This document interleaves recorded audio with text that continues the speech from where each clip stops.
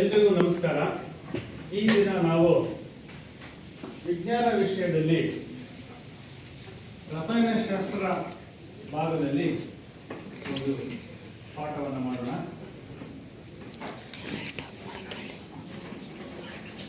ರಾಸಾಯನಿಕ ಕ್ರಿಯೆಗಳು ಮತ್ತು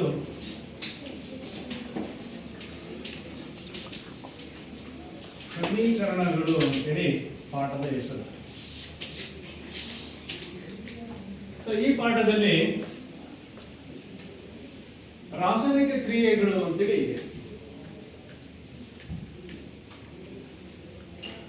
ಇದಕ್ಕೆ ಸಂಬಂಧಪಟ್ಟ ಹಾಗೆ ನಾವು ಒಂದು ಸಣ್ಣ ಕಥೆಯನ್ನ ಇಲ್ಲಿ ನೆನಪು ಮಾಡ್ಕೋಬಹುದು. ಚಿಕ್ಕ ಮಗು ಮನೆಯಲ್ಲಿ ಆಕಳುಗಳು, ಹಸುಗಳು, ಎಮ್ಮೆಗಳೆಲ್ಲ ಇರುತ್ತೆ. ಅವ್ರ ಮನೆಯಲ್ಲಿ ಚೆನ್ನಾಗಿ ಕರೆವಾಗ್ತಾ ಇರುತ್ತೆ. ಮನೆಯಲ್ಲಿ ತಾಯಿ ಹಾಲು, ಮೊಸರು, ಮಜ್ಜಿಗೆ, ಬೆಣ್ಣೆ ಎಲ್ಲ ಬಹಳ ಚೆನ್ನಾಗಿ ಬಳಸ್ತಾ ಇರ್ತಾರೆ. ಆ ಮಗುಗೆ ಒಂದಿನ ಡೌಟ್ ಬರುತ್ತೆ, ಏನು ಹಾಲನ್ನ ಅದು ಸೇವನೆ ಮಾಡಿರುತ್ತೆ, ಟೇಸ್ಟ್ ನೋಡಿರುತ್ತೆ, ಕುಡಿತಾ ಇರುತ್ತೆ. ಆಮೇಲೆ ಒಂದು ದಿನ ತಾಯಿ ಊಟಕ್ಕೆ ಮಗುವಿಗೆ ಮೊಸರು ಹಾಕ್ತಾರೆ. ಮೊಸರು ಹಾಕಿದಾಗ ಆ ಮಗು ಕುತೂಹಲದಿಂದ ತಾಯಿನ ಕೇಳುತ್ತೆ, ಅಮ್ಮ ಮೊಸರು ಹೇಗೆ ತಯಾರು ಮಾಡೋದು, ಮೊಸರು ಹೇಗಾಯ್ತು ಅಂತ ಹೇಳಿ. ಅವಾಗ ತಾಯಿ ಹೇಳ್ತಾರೆ, ಹಾಲಿನಿಂದ ನಾವು ಮೊಸರನ್ನ ಮಾಡ್ತೀವಿ.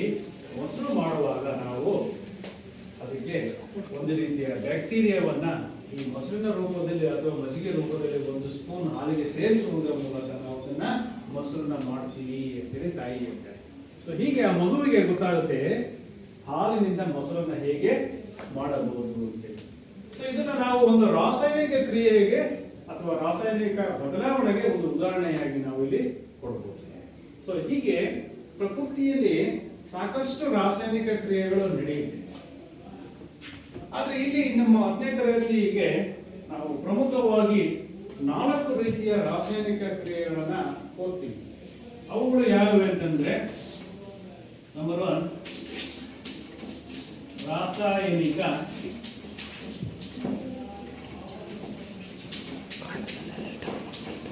ಸಂಯೋಗ ಕ್ರಿಯೆ. ರಾಸಾಯನಿಕ ಸಂಯೋಗ ಕ್ರಿಯೆ. ಎರಡನೇದು ರಾಸಾಯನಿಕ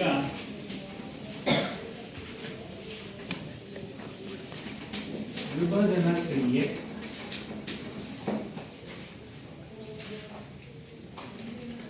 ಮೂರನೇದು ರಾಸಾಯನಿಕ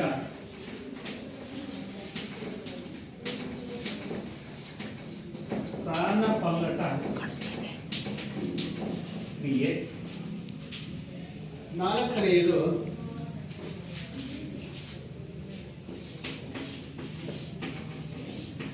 ರಾಸಾಯನಿಕ ದ್ವಿಸ್ಥಾನ ಪಲ್ಲಟ ಕ್ರಿಯೆ. ಹೀಗೆ 4 ರೀತಿಯ ರಾಸಾಯನಿಕ ಕ್ರಿಯೆಗಳನ್ನು ನಾವು 10ನೇ ತರಗತಿಯ ಈ ರಸಾಯನಶಾಸ್ತ್ರ ವಿಭಾಗದ ಈ ಪಾಠದಲ್ಲಿ ಓದ್ತೀವಿ ಮಕ್ಕಳೇ. ಪಾಠದ ಹೆಸರೇನು ಗೊತ್ತಾಯ್ತಲ್ಲ ಮಕ್ಕಳೇ? ರಾಸಾಯನಿಕ ಕ್ರಿಯೆಗಳು ಮತ್ತು ಸಮೀಕರಣಗಳು. ರಾಸಾಯನಿಕ ಕ್ರಿಯೆಗಳು ಈ ಪಾಠದಲ್ಲಿ ಎಷ್ಟಿದ್ದಾವೆ ಅಂತಂದ್ರೆ, ನೀವು 10ನೇ ತರಗತಿಗೆ ಓದುವುದು 4 ರೀತಿಯ ರಾಸಾಯನಿಕ ಕ್ರಿಯೆಗಳು ಅಂತ ಇದೆ. ರಾಸಾಯನಿಕ ಇನ್ನೊಮ್ಮೆ ಪುನರುಚ್ಚಾರಣೆ ಮಾಡೋದಾದ್ರೆ, ರಾಸಾಯನಿಕ ಸಂಯೋಗ ಕ್ರಿಯೆ, ರಾಸಾಯನಿಕ ವಿಭಜನೆ ಕ್ರಿಯೆ, ರಾಸಾಯನಿಕ ಸ್ಥಾನಪಲ್ಲಟ ಕ್ರಿಯೆ, ರಾಸಾಯನಿಕ ದ್ವಿಸ್ಥಾನ ಪಲ್ಲಟ ಕ್ರಿಯೆ. ಈ ರೀತಿ 4 ರೀತಿಯ ರಾಸಾಯನಿಕ ಕ್ರಿಯೆಗಳು ನಿಮ್ಮ 10ನೇ ತರಗತಿಗಿದ್ದಾವೆ. ಇವುಗಳನ್ನ ಒಂದಾದ್ಮೇಲೆ ಒಂದನ್ನು ನಾವು ಉದಾಹರಣೆ ಸಹಿತ ಅಭ್ಯಾಸ ಮಾಡ್ತಾ ಹೋಗೋಣ. ಇವು ಬಹಳ ಸರಳವಾಗಿರ್ತವೆ. ಇವು ನಿಮ್ಮಲ್ಲೇ ಇಲ್ಲೇನೆ ತರಗತಿಯಲ್ಲೇನೆ ಇವು ಕಲಿಕೆ ಆಗ್ಬೇಕು. ಓಕೆ, ಈಗ ಒಂದೊಂದನ್ನೇ ನಾವು ಉದಾಹರಣೆ ಸಹಿತ ಒಂದೊಂದನ್ನೇ ತಿಳ್ಕೊಳ್ತಾ ಹೋಗೋಣ. ಈ ತರಗತಿಯಲ್ಲಿ ನಾವು ಇವು 4 ನಾವು ತಿಳ್ಕೊಳ್ಳೋದಕ್ಕಿಂತ ಮೊದಲನೇ 3 ನಾವು ಈ ತರಗತಿಯಲ್ಲಿ ಅಭ್ಯಾಸ ಮಾಡೋಣ. ಮೊದಲನೇ 3 ಅಂದ್ರೆ ರಾಸಾಯನಿಕ ಸಂಯೋಗ, ವಿಭಜನೆ ಮತ್ತು ಸ್ಥಾನಪಲ್ಲಟ ಈಗ ರಾಸಾಯನಿಕ ಸಂಯೋಗ ಕ್ರಿಯೆ ಇದನ್ನ ತೆಗೆದುಕೊಳ್ಳೋಣ. ಇದಕ್ಕೆ ಒಂದು ಮೊದಲು ನಾನು ಉದಾಹರಣೆಯನ್ನ ಬರೆದಿರ್ತೀನಿ. ಸಂಯೋಗ ಕ್ರಿಯೆ ಒಂದು ಸಮೀಕರಣವನ್ನ, ಇದಕ್ಕೆ ಸಂಬಂಧಪಟ್ಟ ಒಂದು ಸಮೀಕರಣವನ್ನು ಬರೀತೀನಿ. Mg ಪ್ಲಸ್ O2 ಬಾಣದ ಗುರುತು Mg+. ಈ ಸಮೀಕರಣ ಸರಿದೂಗಿಲ್ಲ. ಈ ಸರಿದೂಗಿಸ್ಬೇಕು ಅಂದ್ರೆ ಇಲ್ಲಿ ನಾವು 2 ಹಾಕಬೇಕು, ಆಮೇಲೆ ಇಲ್ಲಿ 2 ಹಾಕಿದ್ರೆ ಈ ಸಮೀಕರಣ ಸರಿದೂಗಿ. ಇಲ್ಲಿ ನೋಡಿ ಮಕ್ಕಳೇ, 2 ಧಾತುಗಳಿದೆ ಇಲ್ಲಿ. ಒಂದು ಮೆಗ್ನೀಷಿಯಂ ಅಂತಕ್ಕಂಥ ಒಂದು ಧಾತು, ಇನ್ನೊಂದು ಆಮ್ಲಜನಕ ಅಂತಕ್ಕಂಥ ಒಂದು ಧಾತು. 2 ಧಾತುಗಳಿದೆ. ಈ 2 ಧಾತುಗಳನ್ನ ನಾವು ನಿಮಗೆ ಈಗಾಗಲೇ ಗೊತ್ತಿರೋ ಹಾಗೆ ಪ್ರತಿವರ್ತಕಗಳು ಅಂತ ಹೇಳ್ತೀವಿ. ಈ 2 ಪ್ರತಿವರ್ತಕಗಳು ಸೇರ್ಕೊಂಡು ಒಂದು ಉತ್ಪನ್ನ ಬಂದಿದೆ. ಹಾಗಾಗಿ ಅದನ್ನ ರಾಸಾಯನಿಕ ಸಂಯೋಗ ಕ್ರಿಯೆ ಕೂಡುವುದು. ಇಲ್ಲಿ 2 ಧಾತುಗಳು ಅಥವಾ 2ಕ್ಕಿಂತ ಹೆಚ್ಚು ಧಾತುಗಳು ಕೂಡಿ ಒಂದು ಉತ್ಪನ್ನ ಬರ್ತಕ್ಕಂಥ ಒಂದು ಕ್ರಿಯೆಗೆ ನಾವೇನಂತೀವಿ? ರಾಸಾಯನಿಕ ಸಂಯೋಗ ಕ್ರಿಯೆ ಅಂತ. ಅಥವಾ ಇದೆಲ್ಲ ಬಹಳ ಸರಳವಾಗಿದೆ. ಡೆಫಿನೇಷನ್ ಇನ್ನೊಮ್ಮೆ ಹೇಳ್ತೀನಿ. ರಾಸಾಯನಿಕ ಸಂಯೋಗ ಕ್ರಿಯೆ ಎಂದರೇನು? 2 ಅಥವಾ 2ಕ್ಕಿಂತ ಹೆಚ್ಚು ಉತ್ಪನ್ನಗಳು, ಪ್ರತಿವರ್ತಕಗಳು ಸೇರಿ ಒಂದು ಉತ್ಪನ್ನವನ್ನ ನೀಡಿದರೆ ಅಂತಹ ಕ್ರಿಯೆಗೆ ನಾವೇನಂತೀವಿ? ರಾಸಾಯನಿಕ ಸಂಯೋಗ ಕ್ರಿಯೆ ಅಂತ. ಸೊ ಮಕ್ಕಳೇ, ಈಗ ಇದಕ್ಕೊಂದು ಸರಳವಾದಂತಹ ಒಂದು ಪ್ರಯೋಗ ಮಾಡೋಣ. ಇಲ್ಲಿ ನೀವು ಗಮನಿಸಬಹುದು, ಏನು ಲೋಹ ಇದೆ. ಒಂದು ರಾಸಾಯನಿಕ ಸಂಯೋಗ ಕ್ರಿಯೆಗೆ ಒಂದು ಲೋಹವನ್ನು ತೆಗೆದುಕೊಂಡಿದ್ದೀವಿ.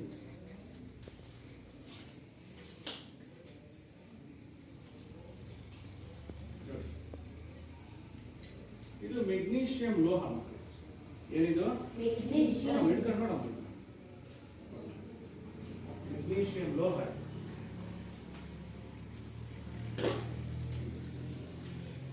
ನೋಡ, ಮೆಗ್ನೀಷಿಯಂ ಲೋಹ ಮೃದುವಾದಂತಹ ಒಂದು ಲೋಹ ಮೆಗ್ನೀಷಿಯಂ ಅಂತ.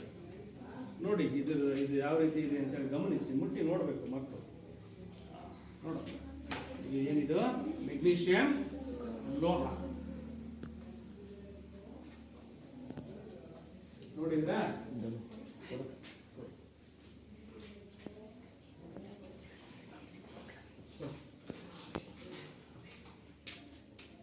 ಈ ಮೆಗ್ನೀಷಿಯಂ ಲೋಹವನ್ನು ನಾವೀಗ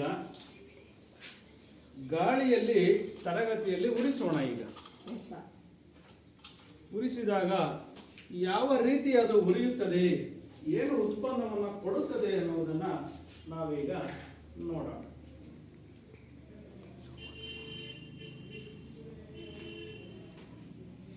ಇದನ್ನು ನಾವು ಸ್ಪ್ಯಾಚುಲಾ ಅಂತ ಹೇಳ್ತೀವಿ.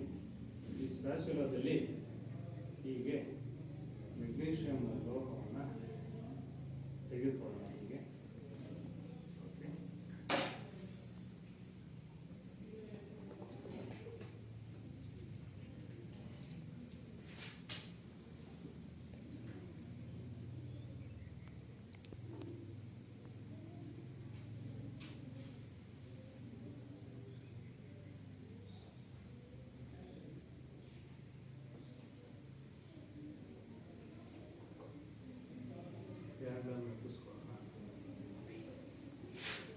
ಈಗ ನಾನು ಈ ಮೆಗ್ನೀಷಿಯಂ ಲೋಹವನ್ನು ಸ್ಪ್ಯಾಚುಲಾದಲ್ಲಿ ತಗೊಂಡಿದ್ದೀನಿ. ಈ ಒಂದು ಚಿಮುಟ ಅಂತ ತಗೊಂಡಿದ್ದೀನಿ ಕನ್ನಡದಲ್ಲಿ. ಅದರಲ್ಲಿ ನಾನು ಮೆಗ್ನೀಷಿಯಂ ಲೋಹವನ್ನು ತೆಗೆದುಕೊಂಡಿದ್ದೀನಿ.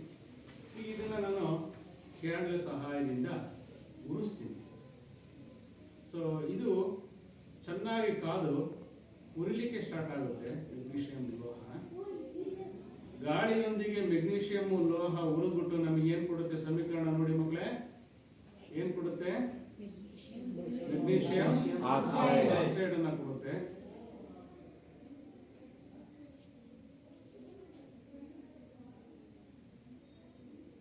ಮೆಗ್ನೀಷಿಯಂ ಆಕ್ಸೈಡ್ ಅಂತಕ್ಕಂಥದ್ದು ಒಂದು ಬಿಳಿಯ ಬಣ್ಣದ ಬೂದಿಯಾಗಿರುತ್ತೆ.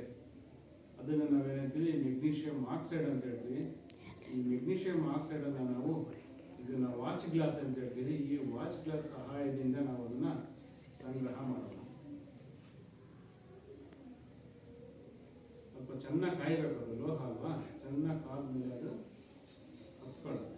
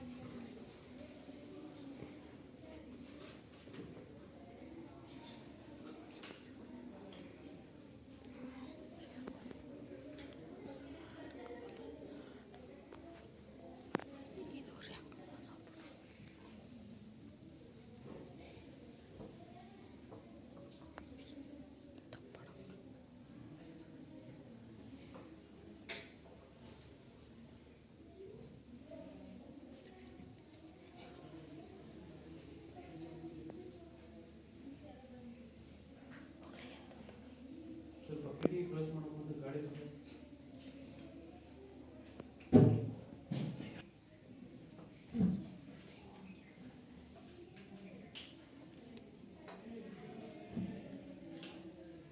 ಚೆನ್ನಾಗಿ ಕಾಯಬೇಕದು. ಲೋಹ ಅಲ್ವಾ, ಹಾಗಾಗಿ ಟೈಮ್ ತಗೊಳುತ್ತೆ.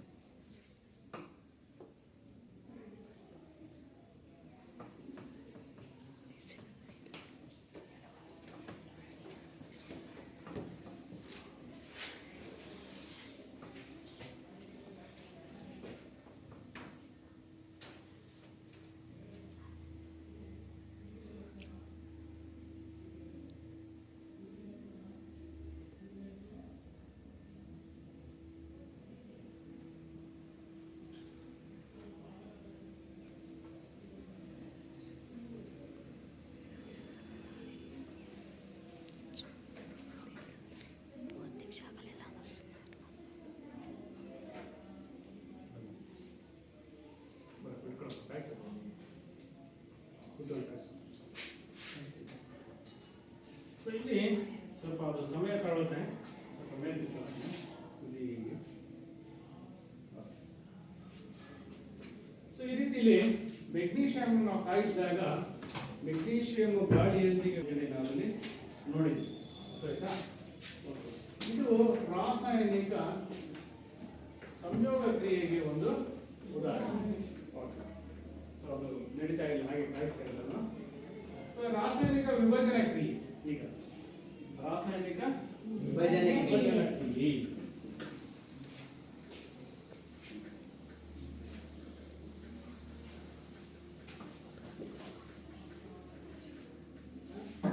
ರಾಸಾಯನಿಕ ವಿಭಜನೆ ಕ್ರಿಯೆಯಲ್ಲಿ ನಾವು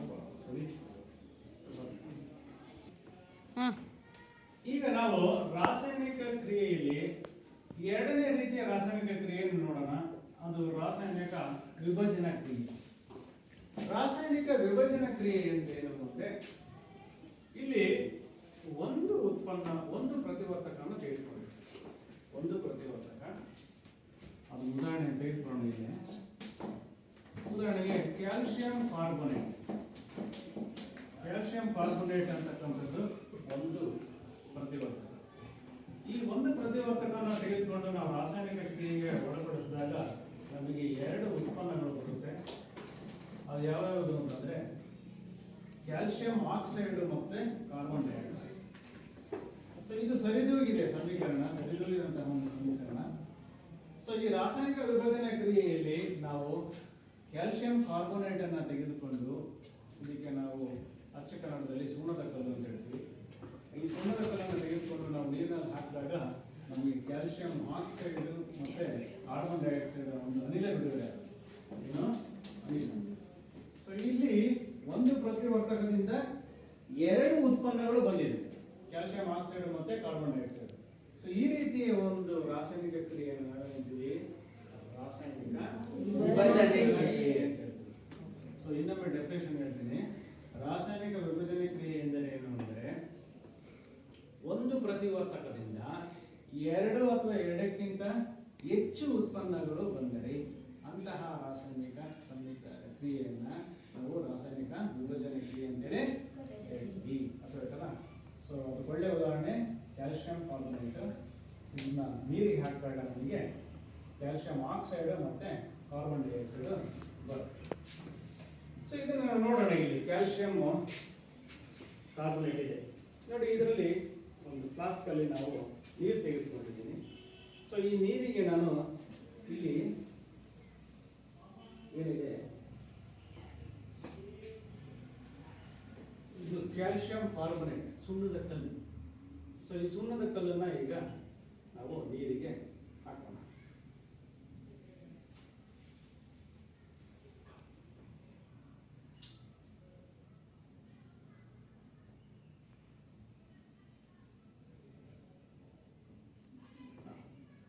ಸುಣ್ಣದ ಕಲ್ಲನ್ನು ನಾವು ನೀರಿಗೆ ಹಾಕಿದ್ವಿ. ಇದು ನಿಧಾನವಾಗಿ ಹರಡ್ತಾ ಇರೋದನ್ನ ನೋಡ್ತೀವಿ ನಾವು.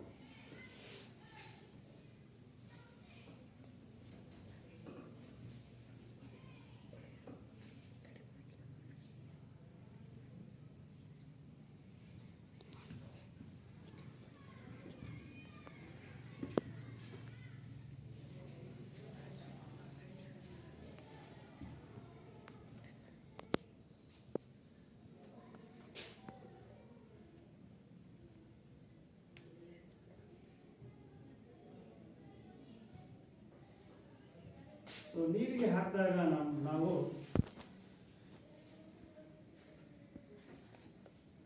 ಕ್ಯಾಲ್ಸಿಯಂ ಕಾರ್ಬೊನೇಟ್, ಕ್ಯಾಲ್ಸಿಯಂ ಆಕ್ಸೈಡ್ ಅನ್ನು ಕೊಡುತ್ತೆ ಮತ್ತು ಇಂಗಾಲದ ಡೈಆಕ್ಸೈಡ್ ಇಲ್ಲಿ ಬಿಡುಗಡೆ ಆಗುತ್ತೆ.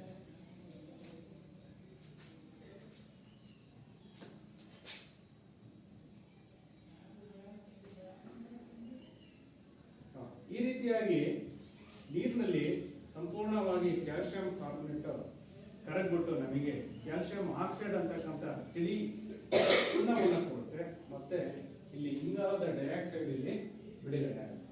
ಸೊ ಈ ರೀತಿ ನಾವು ಕ್ಯಾಲ್ಸಿಯಂ ಕಾರ್ಬೊನೇಟ್ ಅನ್ನು ತೆಗೆದುಕೊಂಡು ನೀರಿನೊಂದಿಗೆ ಹಾಕಿದಾಗ ಅಲ್ಲಿ ಕ್ಯಾಲ್ಸಿಯಂ ಆಕ್ಸೈಡ್ ಮತ್ತೆ ಕಾರ್ಬನ್ ಡೈಆಕ್ಸೈಡ್ ನಮಗೆ ದೊರೆಯುತ್ತೆ. ಸೊ ಇದು ಎರಡನೇ ಕ್ರಿಯೆ, ರಾಸಾಯನಿಕ ವಿಭಜನೆ ಕ್ರಿಯೆ. ಸೊ ಈ ರೀತಿಯಾಗಿ ಕ್ಯಾಲ್ಸಿಯಂ ಕಾರ್ಬೊನೇಟ್ ನಾವು ರಾಸಾಯನಿಕ ಕ್ರಿಯೆಗೆ ಒಳಪಡಿಸಿದಾಗ ಕ್ಯಾಲ್ಸಿಯಂ ಆಕ್ಸೈಡ್ ಮತ್ತೆ ಕಾರ್ಬನ್ ಡೈಆಕ್ಸೈಡ್ ದೊರೆಯುತ್ತದೆ. ಸೊ ಇಲ್ಲಿ ಮೂರನೇ ಒಂದು ರಾಸಾಯನಿಕ ಕ್ರಿಯೆಯನ್ನು ನೋಡೋಣ ಇಲ್ಲಿ ಈಗ. ಸೊ ಮೂರನೇ ಒಂದು ರಾಸಾಯನಿಕ ಕ್ರಿಯೆ ರಾಸಾಯನಿಕ ಸ್ಥಾನಪಲ್ಲಟ ಕ್ರಿಯೆ. ಯಾವುದು? ರಾಸಾಯನಿಕ ಸ್ಥಾನಪಲ್ಲಟ ಕ್ರಿಯೆ. ಸೊ ಈ ಕ್ರಿಯೆಗೆ ಒಂದು ನೇರವಾಗಿ ನಾವು ಉದಾಹರಣೆಯನ್ನು ತೆಗೆದುಕೊಳ್ಳೋಣ. ಒಂದು ಸಮೀಕರಣವನ್ನು ಅದು ಬರೆಯೋಣ. ಕಬ್ಬಿಣ ಮತ್ತು CuSO4 ಬಾಣದಲ್ಲಿದ್ದು FeSO4 plus Cu. Fe ಅಂತಂದ್ರೆ ಕಬ್ಬಿಣ, CuSO4 ಅಂತಂದ್ರೆ ತಾಮ್ರದ ಸಲ್ಫೇಟ್. ಸೊ ಇಲ್ಲಿ ಈ ತಾಮ್ರದ ಸಲ್ಫೇಟ್ ನಮ್ಮ ಹತ್ರ ಇದೆ, ಅದು ಪ್ರಯೋಗ ಮಾಡೋಣ. ಈ ತಾಮ್ರದ ಸಲ್ಫೇಟಿನಲ್ಲಿರುವ ತಾಮ್ರವನ್ನ ಈ ಕಬ್ಬಿಣ ಈ ಸ್ಥಾನವನ್ನು ಆಕ್ರಮಿಸಿಕೊಂಡು FeSO4 ಆಗುತ್ತೆ. ಆಮೇಲೆ ಇದು ತಾಮ್ರ ಎಲ್ಲಿದ್ದು ಹೊರಗೆ ಬರುತ್ತೆ. ಸೊ ಹೀಗೆ ಒಂದು ರಾಸಾಯನಿಕ ಕ್ರಿಯೆಯಲ್ಲಿ ಒಂದು ಧಾತುವಿನ ಸ್ಥಾನವನ್ನು ಇನ್ನೊಂದು ಧಾತು ಆಕ್ರಮಿಸಿಕೊಂಡು ನಡೆಯುವ ಒಂದು ಕ್ರಿಯೆಗೆ ನಾವೇನಂತೀವಿ? ರಾಸಾಯನಿಕ ಸ್ಥಾನಪಲ್ಲಟ ಕ್ರಿಯೆ ಏನಂತ ಹೇಳ್ತೀವಿ? ರಾಸಾಯನಿಕ ಸ್ಥಾನಪಲ್ಲಟ ಕ್ರಿಯೆ. ಸೊ ಈ ತಾಮ್ರದ ಸಲ್ಫೇಟಿನಲ್ಲಿ ಇರುವ ತಾಮ್ರದ ಸ್ಥಾನವನ್ನೇ ಕಬ್ಬಿಣ ಆಕ್ರಮಿಸಿಕೊಂಡಿದೆ. ಕಬ್ಬಿಣ ಆಕ್ರಮಿಸಿಕೊಂಡು ಕಬ್ಬಿಣದ ಸಲ್ಫೇಟ್ ಆಗಿದೆ. ಹೊರಗೆ ಬಂದಂತಹ ತಾಮ್ರ ಕಬ್ಬಿಣದಲ್ಲೇ ಸಂಗ್ರಹ ಆಗುತ್ತೆ. ಸೊ ಈ ರೀತಿಯ ಒಂದು ನಡೆಯುವ ರಾಸಾಯನಿಕ ಕ್ರಿಯೆಯನ್ನ ನಾವು ರಾಸಾಯನಿಕ ಸ್ಥಾನಪಲ್ಲಟ ಕ್ರಿಯೆ ಅಂತ ಹೇಳ್ತೀವಿ. ಸೊ ಇದಕ್ಕೊಂದು ಸರಳವಾಗಿರ್ತಕ್ಕಂಥ ಒಂದು ಪ್ರಯೋಗ ಮಾಡೋಣ. ಇದು ಮಕ್ಕಳೇ ತಾಮ್ರದ ಸಲ್ಫೇಟ್, ಇದು ತಾಮ್ರದ ಸಲ್ಫೇಟ್ ಇದು. ಸೊ ನೀಲಿ ಬಣ್ಣದ ಹರಳುಗಳು ಇದೆ. ಈ ನೀಲಿ ಬಣ್ಣದ ಹರಳುಗಳನ್ನು ನಾವೊಂದು ಬೀಕರ್ಗೆ ತೆಗೆದುಕೊಳ್ಳೋಣ. ಇದಕ್ಕೆ ನೀರನ್ನು ಹಾಕೋಣ.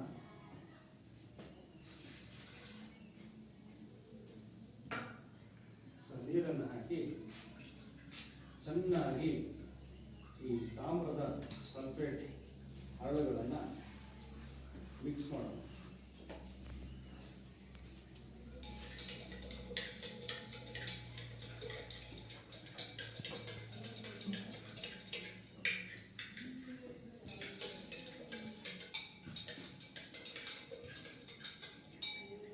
ಸಂಪೂರ್ಣವಾಗಿ ಆ ತಾಮ್ರದ ಸಲ್ಫೇಟ್ ಹರಳುಗಳು ಇದರಲ್ಲಿ ಕರಗಿದ ಮೇಲೆ ನಮಗೆ ನೀಲಿ ಬಣ್ಣದ ಒಂದು ದ್ರಾವಣ ಬರುತ್ತೆ. ಅದನ್ನು ನಾವು ತಾಮ್ರದ ಸಲ್ಫೇಟ್ ದ್ರಾವಣ ಅಂತೇಳಿ ಹೇಳ್ತೀವಿ.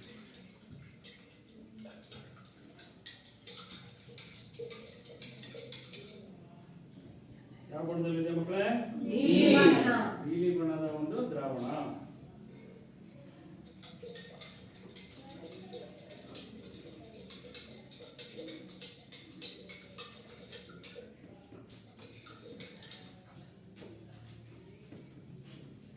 ಈಗ ನಾವು ಒಂದು ಹೊಸ ಮಳೆಯನ್ನು ತೆಗೆದುಕೊಂಡಿದ್ದೀವಿ. ಇದು ಒಂದು ಹೊಸ ಮಳೆ. ಹೊಸ ಮಳೆ ಅಂತ ಯಾಕೆ ಹೇಳ್ತಾ ಇದ್ದೀವಿ ಅಂತಂದ್ರೆ, ತುಕ್ಕು ಹಿಡಿದಿಲ್ಲ, ಅದು ತುಕ್ಕು ಹಿಡಿದೇ ಇರತಕ್ಕಂಥ ಒಂದು ಹೊಸ ಮಳೆ. ತುಕ್ಕು ಹಿಡಿದೇ ಇರತಕ್ಕಂಥ ಮಳೆನ ತೆಗೆದುಕೋಬೇಕು. ಅದನ್ನ ನಾವು ಇದರೊಳಗಡೆ ಹದ್ದಿ ಮತ್ತೆ ಎತ್ತಲಿಕ್ಕೆ ಸಹಾಯ ಆಗಲಿ, ಅನುಕೂಲ ಆಗಲಿ ಅಂತೇಳಿ ಒಂದು ದಾರವನ್ನು ಅದಕ್ಕೆ ಕಟ್ಟಿದ್ದೀವಿ. ಸೊ ಈಗ ಈ ಸಮೀಕರಣವನ್ನು ಗಮನಿಸಿ. ಸೊ ಇದು ಕಬ್ಬಿಣದ ಮಳೆ ಎಲ್ಲಿದೆ? ನನಗೆ ತಾಮ್ರದ ಸಲ್ಫೇಟ್ ದ್ರಾವಣ ಇಲ್ಲಿದೆ. ಸೊ ನಾನೀಗ ಕಬ್ಬಿಣದ ಮಳೆಯನ್ನ ಇದರೊಳಗಡೆ ಅದ್ದುತ್ತಾ ಇದ್ದೀನಿ,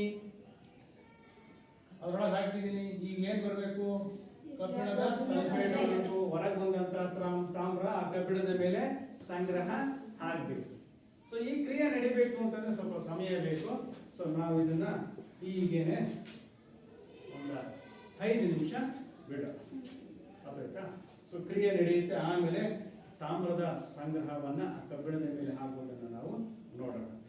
ಸೊ ಇಲ್ಲಿ ಮುಂದುವರೆದು ಇನ್ನೆರಡು ಸಮೀಕರಣವನ್ನು ತೆಗೆದುಕೊಳ್ಳೋಣ. ಇಲ್ಲಿ ಕಬ್ಬಿಣವನ್ನ ನಾವು ತೆಗೆದುಕೊಂಡಿದ್ವಿ. ಅದೇ ರೀತಿ Zn ಅಂದ್ರೆ ಏನು? ಸತು. ಇನ್ನೊಂದು ಲೋಹ ಜಿಂಕ್. ಸತುವನ್ನು ತೆಗೆದುಕೊಂಡು ಕೂಡ ಈ ಪ್ರಯೋಗವನ್ನ ಮಾಡಬಹುದು. ಇಲ್ಲಿದೆ ನೋಡಿ ಸತು. ಈ ಸತುವನ್ನು ತೆಗೆದುಕೊಂಡರೆ ಏನಾಗುತ್ತೆ ನೋಡೋಣ. ಅದೇ ರೀತಿ ಕಾಪರ್ ಸಲ್ಫೇಟ್. ಇಲ್ಲಿ ಕಬ್ಬಿಣದ ಪ್ಲೇಸ್ ಅಲ್ಲಿ ಯಾವ್ದು ಬರಬೇಕು? ZnSO4 plus Cu. ಸೊ ಇನ್ನೊಂದು ಲೋಹವನ್ನು ತೆಗೆದುಕೊಳ್ಳೋಣ. ಯಾವುದು? ಮೆಗ್ನೀಷಿಯಂ. ಇಲ್ಲಿದೆ. ಸೊ ಇದು ಮೆಗ್ನೀಷಿಯಂ ಲೋಹ. ಸೊ ಇಲ್ಲಿ ನಾವು ಕಬ್ಬಿಣ ತೆಗೆದುಕೊಂಡ್ವಲ್ಲ, ಅದೇ ರೀತಿ ನಾವು ಒಂದು ದಾರ ಕಟ್ಟಿ ಈ ಲೋಹವನ್ನು ಸಹ ನಾವು ಹಿಡಿಯಬಹುದು, ಉಪಯೋಗಿಸ್ಕೋಬಹುದು. ಈ ಲೋಹವನ್ನು ಇಲ್ಲಿ ಉಪಯೋಗಿಸ್ಕೊಂಡಾಗ ನಾವಿಲ್ಲಿ ಏನಾಗುತ್ತೆ? ಮೆಗ್ನೀಷಿಯಂ ಪ್ಲಸ್ SO4 ಬಾಣದ ಗುರುತು ಏನ್ ಬರುತ್ತೆ? Plus Cu. ನೋಡಿ, ಈ ಮೂರು ಸಮೀಕರಣಗಳು ಒಂದೇ ರೀತಿ ಇದೆ. ಆದರೆ ಇಲ್ಲಿ ಒಂದು ವ್ಯತ್ಯಾಸ ಯಾವುದು? ತೆಗೆದುಕೊಂಡಂತಹ ಲೋಹ ಮಾತ್ರ ವ್ಯತ್ಯಾಸ ಇದೆ. ಸೊ ಮೊದಲನೇ ಸಮೀಕರಣದಲ್ಲಿ ನಾವು ಕಬ್ಬಿಣ ಲೋಹವನ್ನು ತೆಗೆದುಕೊಂಡಿದ್ದೀವಿ. ಎರಡನೇ ಸಮೀಕರಣದಲ್ಲಿ ನಾವು ಸತು ಅಂತಕ್ಕಂಥ ಒಂದು ಲೋಹವನ್ನ, ಜಿಂಕ್ ಸತು ಅಂತಕ್ಕಂಥ ಒಂದು ಲೋಹವನ್ನು ತೆಗೆದುಕೊಂಡಿದ್ದೀವಿ. ಇಲ್ಲಿ ಮೆಗ್ನೀಷಿಯಂ ಲೋಹವನ್ನ ತೆಗೆದುಕೊಂಡಿದ್ದೀವಿ. ಅರ್ಥಾಯ್ತಲ್ಲ? ಈಗ ಗಮನಿಸೋಣ. ಇಲ್ಲಿ ಈ ಲೋಹವನ್ನು ತೆಗೆದುಕೊಂಡಾಗ ಕಬ್ಬಿಣದ ಸಲ್ಫೇಟ್ ನಮಗೆ ದೊರೆಯುತ್ತದೆ. ಇಲ್ಲಿ ಜಿಂಕ್ ಲೋಹವನ್ನ ತೆಗೆದುಕೊಂಡಿದ್ದೀವಿ, ಸತು.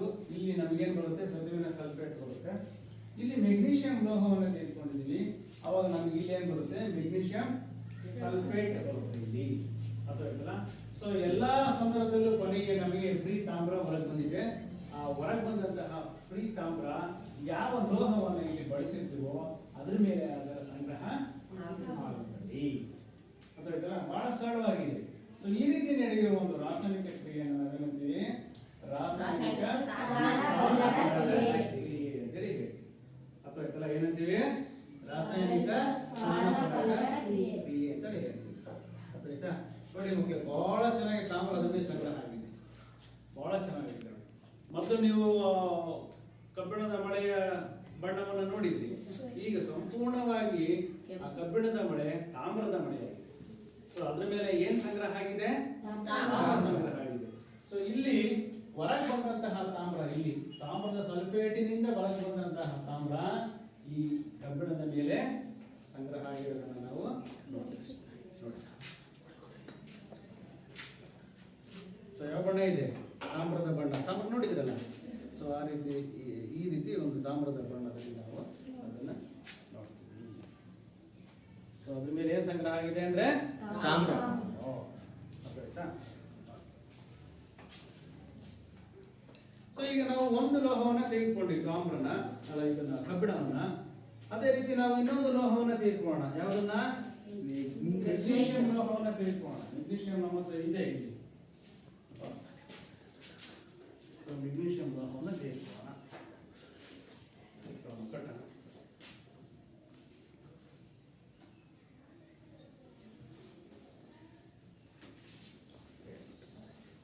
ಈಗ ಹೇಳ. ಸೊ ಇದು ಬಣ್ಣ ನೋಡಿ ಈಗ ಯಾವ ರೀತಿ ಇದೆ. ಸೊ ಈಗ ಬಣ್ಣ ನೀವು ನೋಡ್ಕೊಂಡ್ರಲ್ವಾ?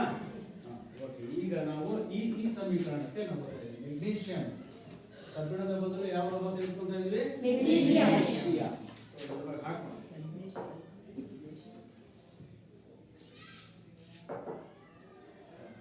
ಸೊ ಇದನ್ನು ಸಹ ಒಂದು 5 ನಿಮಿಷ, ಒಂದು 2-3 ನಿಮಿಷ ಕಾಯ್ತು.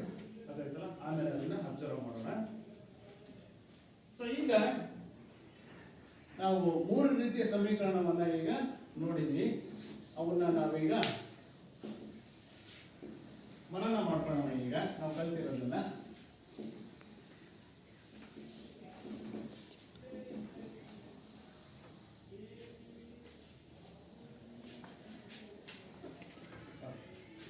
ಯಾವ್ಯಾವ ರೀತಿ ರಾಸಾಯನಿಕ ಸಮೀಕರಣವನ್ನು ನಾವು ಕಲಿತ್ವಿ? ಈಗ ಮೊದಲನೇದು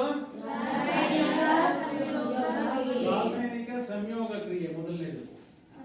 ಸೊ ರಾಸಾಯನಿಕ ಸಂಯೋಗ ಅಂತಂದ್ರೆ ಎರಡು ಧಾತುಗಳು ಸೇರಿಕೊಂಡು ರಾಸಾಯನಿಕ ಕ್ರಿಯೆ ನಡೆಯುವ ಒಂದು ಕ್ರಿಯೆ, ಅದನ್ನ ರಾಸಾಯನಿಕ ಸಂಯೋಗ ಕ್ರಿಯೆ. ಎರಡನೇದು ಯಾವ್ದು ನೋಡಿದ್ವಿ? ರಾಸಾಯನಿಕ ವಿಭಜನಾ ಕ್ರಿಯೆ. ಸೊ ಅಲ್ಲಿ ನಾವು ಕ್ಯಾಲ್ಸಿಯಂ ಕಾರ್ಬೋನೇಟ್ ಅನ್ನು ತೆಗೆದುಕೊಂಡ್ವಿ, ಒಂದು ಪ್ರತಿವರ್ತಕ. ಅದರಿಂದ ಎಷ್ಟು ಉತ್ಪನ್ನಗಳು ಬಂದವು? 2 ಉತ್ಪನ್ನಗಳು ಬಂದವು. ಕ್ಯಾಲ್ಸಿಯಂ ಕಾರ್ಬೋನೇಟ್ ಅನ್ನು ತೆಗೆದುಕೊಂಡು ರಾಸಾಯನಿಕ ಕ್ರಿಯೆಗೆ ಒಳಪಡಿಸಿದಾಗ ನಮಗೆ ಎಷ್ಟು ಉತ್ಪನ್ನಗಳು ಬಂದವು? 2 ಉತ್ಪನ್ನಗಳು. ಯಾವ 2 ಉತ್ಪನ್ನಗಳು? ಯಾರಂತೀರಿ? Very good. ಕ್ಯಾಲ್ಸಿಯಂ ಆಕ್ಸೈಡ್ ಮತ್ತು ಒಂದು ಅನಿಲ ಬಿಡುಗಡೆ ಆಯಿತು. ಯಾವ್ದು? Carbon dioxide. Very good. Calcium oxide ಒಂದು, ಇನ್ನೊಂದು ಕಾರ್ಬನ್ ಡೈಆಕ್ಸೈಡ್ ಅನಿಲ. ಸೊ ಈ 2 ಉತ್ಪನ್ನಗಳು ನಮಗೆ ಎರಡನೇ ರಾಸಾಯನಿಕ ಕ್ರಿಯೆ, ರಾಸಾಯನಿಕ ವಿಭಜನಾ ಕ್ರಿಯೆಯಲ್ಲಿ ಉತ್ಪನ್ನಗಳಾಗಿ ಬಂದಿವೆ.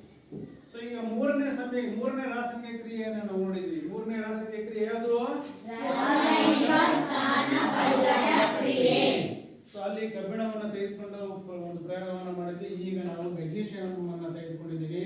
ಮೆಗ್ನೀಷಿಯಂ ಅನ್ನು ನಾವು ತಾಮ್ರದ ಸಲ್ಫೇಟ್ ದ್ರಾವಣದಲ್ಲಿ ಹಾಕಿದಾಗ ಏನ್ ಬರುತ್ತಮ್ಮ ನಮಗೆ?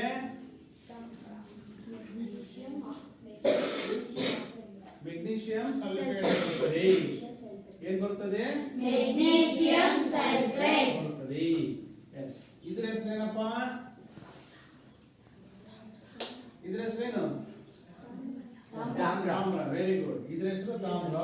ಸೊ ಈ ಫ್ರೀ ಆಗಿ ಬಂದಂತಹ ತಾಮ್ರ ನಾವು ಯಾವ ಲೋಹವನ್ನು ತೆಗೆದುಕೊಂಡಿದ್ವಿ ಅದ್ರ ಮೇಲೆ ಏನಾಗ್ತದೆ? Very good. ಸೊ ಈಗ ನೋಡೋಣ. ಈಗ ನೋಡಿ, ಇಲ್ಲಿ ರಾಸಾಯನಿಕ ಕ್ರಿಯೆ ನಡೀತಾ ಇದೆ. ಗುಳ್ಳೆ ಬರ್ತಾ ಇದೆ, ನೋಡ್ತೀರಾ ನೀವು? ನೀವು ಗುಳ್ಳೆ ಬರ್ತಾ ಇದೆ ನೋಡಿ. ರಾಸಾಯನಿಕ ಕ್ರಿಯೆ ನಡೀತಾ ಇದೆ. ಓಕೆ. ಈಗ ನೋಡೋಣ ಅದ್ರ ಬಣ್ಣನ ನೋಡಿ. ಬಣ್ಣದಲ್ಲಿ ಸ್ವಲ್ಪ ವ್ಯತ್ಯಾಸವನ್ನ ಕಾಣ್ತೀವಿ. ಮೊದಲನೇ ರೀತಿ ಇದ್ದಂತಹ ಶೇಡಿಂಗ್ ಇಲ್ಲ. ಈಗ ಅದರ ಹೊಳಪಿನಲ್ಲಿ ಏನಾಗಿದೆ, ಬದಲಾವಣೆ ಆಗಿದೆ. ಅಂದ್ರೆ ತಾಮ್ರ ಅದ್ರ ಮೇಲೆ ಏನಾಗಿದೆ, ಸಂಗ್ರಹ ಆಗಿದೆ. ಸೊ ಈ ರೀತಿ ನಾವು ಮೆಗ್ನೀಷಿಯಂ ಲೋಹದ ಮೇಲೆ ತಾಮ್ರ ಸಂಗ್ರಹ ಆಗುವುದನ್ನು ನಾವು ನೋಡ್ತೀವಿ. ಇನ್ನೊಂದು ಸ್ವಲ್ಪ ಹೊತ್ತು ಇದ್ರೊಳಗೆ ಇಟ್ರೆ ಬಹಳ ಚೆನ್ನಾಗಿ ಏನ್ ಸಂಗ್ರಹ ಆಗುತ್ತೆ, ಸಂಗ್ರಹ ಆಗುತ್ತೆ. ಸೊ ಆನಂತರ ಅದನ್ನ ನೋಡೋಣ, ಇನ್ನೊಮ್ಮೆ ವೀಕ್ಷಣೆ ಮಾಡೋಣ. ಸೊ ಈ ರೀತಿಯಾಗಿ ಮಕ್ಕಳು ಇಲ್ಲಿವರೆಗೂ ನಾವು 3 ರೀತಿಯ ರಾಸಾಯನಿಕ ಕ್ರಿಯೆಗಳನ್ನು ನಾವು ಅಭ್ಯಾಸ ಮಾಡಿದ್ವಿ. ಎಲ್ಲರೂ ಕೂಡ ಬಹಳ ಚೆನ್ನಾಗಿ ರೆಸ್ಪಾನ್ಸ್ ಮಾಡಿದ್ವಿ. ಧನ್ಯವಾದಗಳು.